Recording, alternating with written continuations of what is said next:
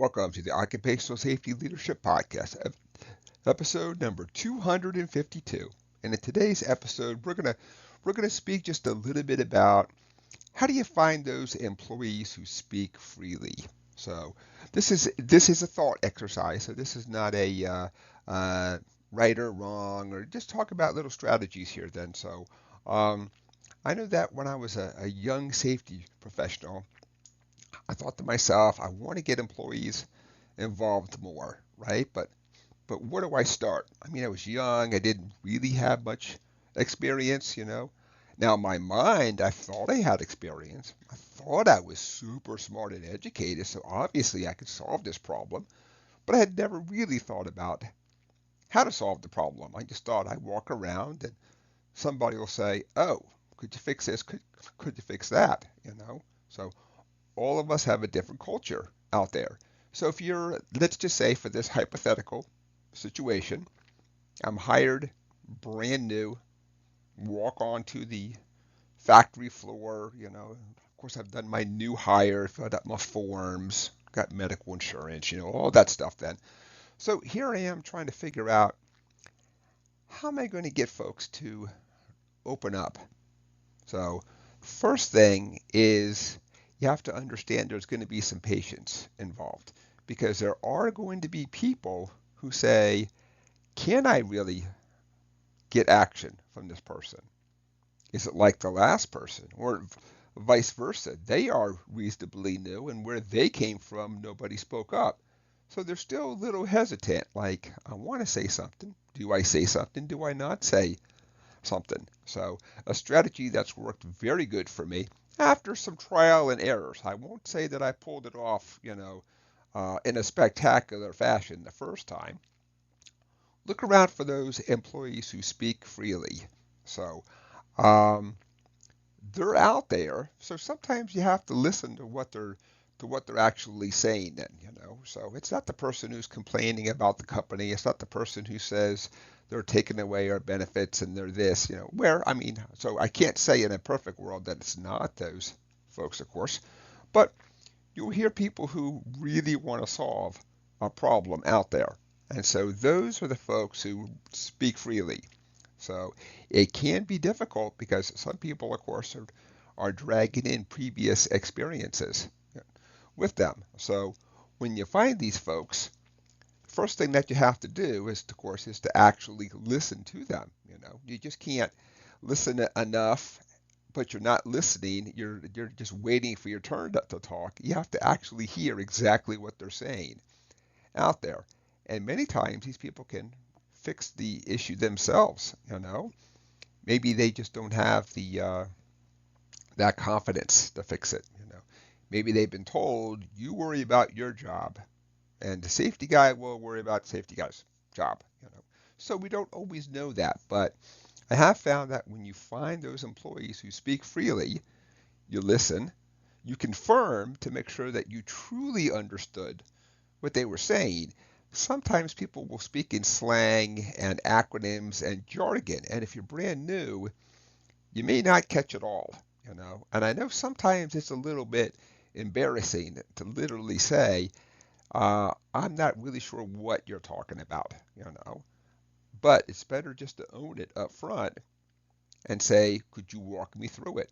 Let's go walk to your machinery, your drill press, the belt that you work on, whatever that thing is. Walk me through this. Help me to understand exactly what you're saying so I really get a good feel for that. That's also a very good way to build that rapport with people because like all things, when you're new, they're watching you, you're not really sure, are you there to help? Are you there just you say that you're going to help, and not that you don't want to, but you may have your hands tied too. You know, I have uh, I have found people out there that their company is 100% behind safety, as long as it's free. Now, if it's going to cost money to spend 5, 10,000 to upgrade something or do this or do that, well, they may not be for that. But what can you do that won't cost money up front then?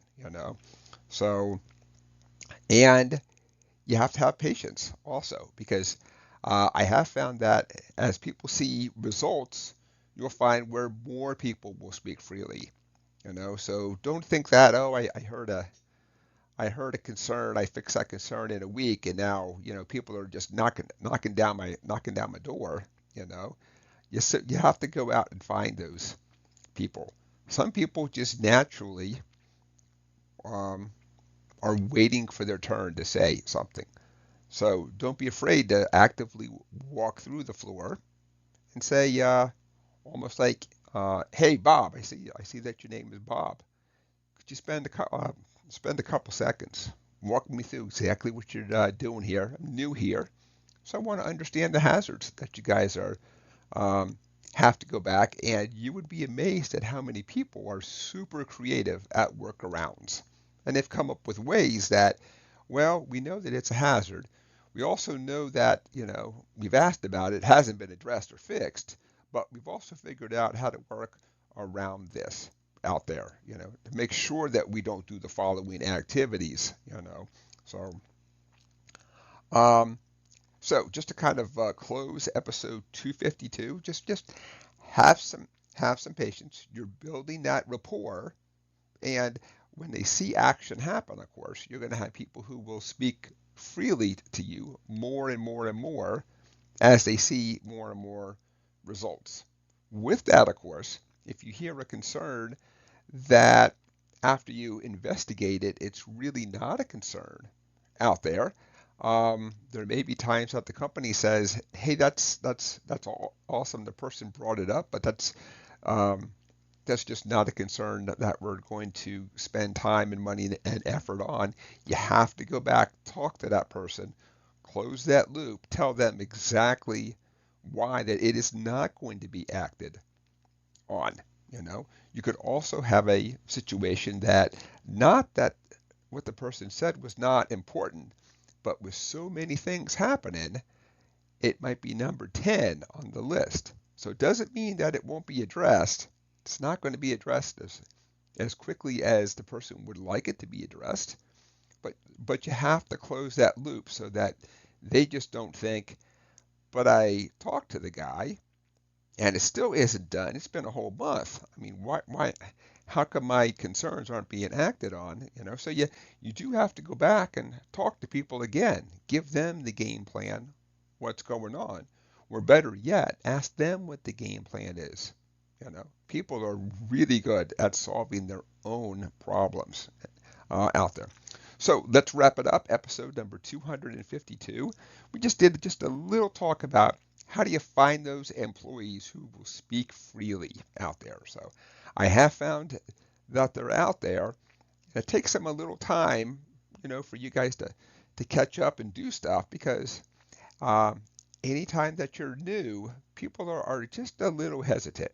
Doesn't mean that they think that you're a bad person or anything, because they literally don't know you. They're just waiting to see. That's all. So let's wrap it up. Episode 252. Thank you for joining me today. My name is Dr. David Ayers. Have a safe day.